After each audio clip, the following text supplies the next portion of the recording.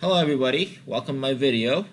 Today we're going to talk about net present value. Net present value is essentially one of the most important financial parameters that you're going to deal with for the rest of your life. It's a very practical term. It is used in different fields. It is used to calculate the present value of future cash flows and to value different assets or different projects. So net present value is essentially referred to the present value of the future cash flows, and it is one way of analyzing the profitability of an investment. It is essentially the sum of all future cash flows discounted to today's dollar. Now, what does that mean? So the important thing about net present value to understand is that inflation and time value of money, right? So time value of money is not the same as inflation, right? So time value of money is referred to the fact that people are impatient about their money. They want their money today as opposed to a year from now, 2 years from now. If I were to offer you $100 today versus $100 a week from today, you want your money. You want your money today because you're impatient about your money, and that is referred to as time value of money. But inflation is something completely different. Inflation is referred to the purchasing power. Your purchasing power goes down with time. If back in the 50s you could go to McDonald's, not that if I eat McDonald's, but back in the 50s you could go to McDonald's and just buy a Big Mac for, say, for $3 or $4. But now it's much more expensive because of your purchasing power. Your purchasing power has gone down as a function of time. And the reason behind your purchasing power going down is because of the Federal Reserve printing money and keeping the interest rate low. And keeping the interest rate low and keep printing money is going to cause a lot of inflation. So that's one of the concerns with keeping the interest rate low for a very long time.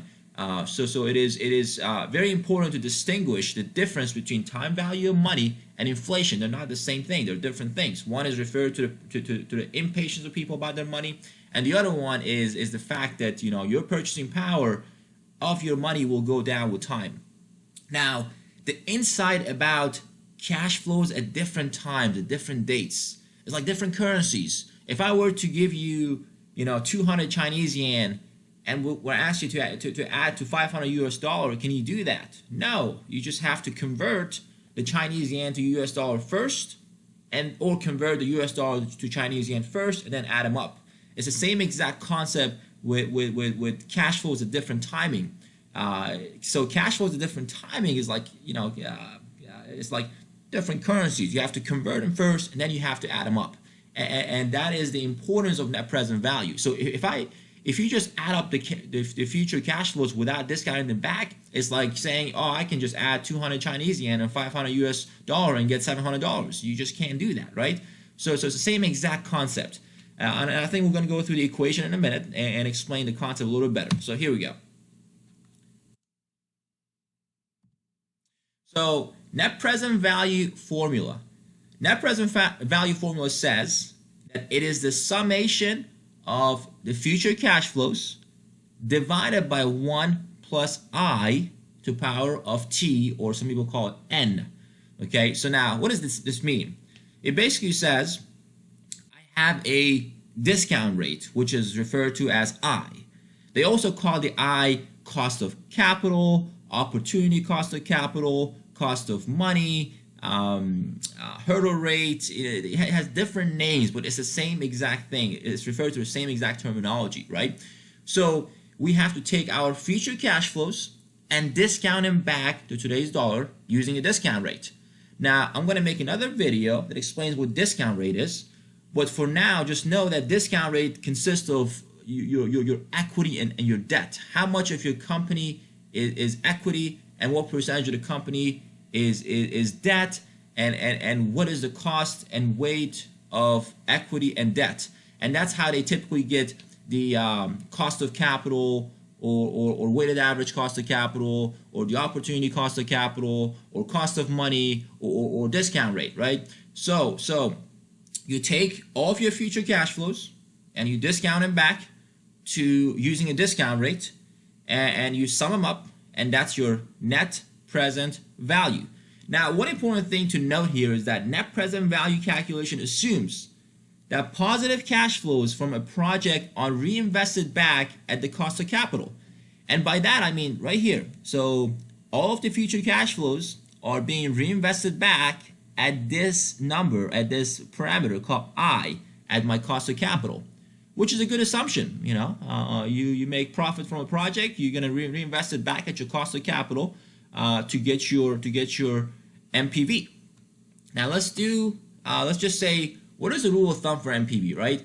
So in textbook it says, okay, well, accept any project that has positive NPV, reject any project that has negative NPV, pick the highest positive NPV in mutually exclusive projects that would add the most value.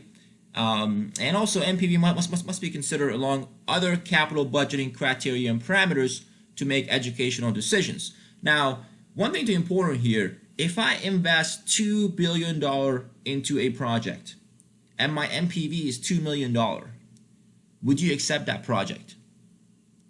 I would say probably not, because you're investing $2 billion to get $2 million, right? Even though my NPV is positive, but practically speaking, it doesn't make sense. Practically speaking, I'm not gonna. If I just let's just say if I own an oil and gas company and I drill 200 wells a year for $2 billion,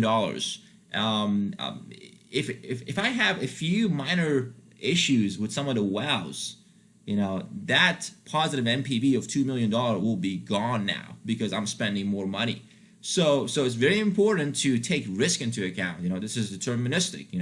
But what if I spend a little more capital in my project? What if my operating costs goes up a little bit? What if something happens? What if I get sued? Any of those things have to be considered into account. So when we get the NPV, we're getting a deterministic NPV, net present value for a project. Even though it says it's positive, we got to accept it based on textbook. But no, you're investing $2 billion. There's so much risk, that something could go wrong with investing that much money, and that very low present value yield, goes to almost zero or negative. So it's very important to take risk into account when we evaluate these projects. Let's do an example. So I have time. I have year 0, which I call my investment date. I'm basically investing $120 million into this project, and that's negative because that's my investment, that's my capital expenditure. Year 1, I'm getting $60 million. Year 2, I'm getting 55. Year 3, I'm getting 50. Year 4, 45, and year 5, 43. Let's go back to my net present value equation. Summation of future cash flows divided by 1 plus my discount rate, or my cost of capital, or my opportunity cost of capital, or my weighted average opportunity cost of capital, to the power of t, or to the power of n. So if I take negative 120 plus, or divided by 1 plus I, which is 10% in this case, to the power of 0, I'm going to get 1 in the denominator, and my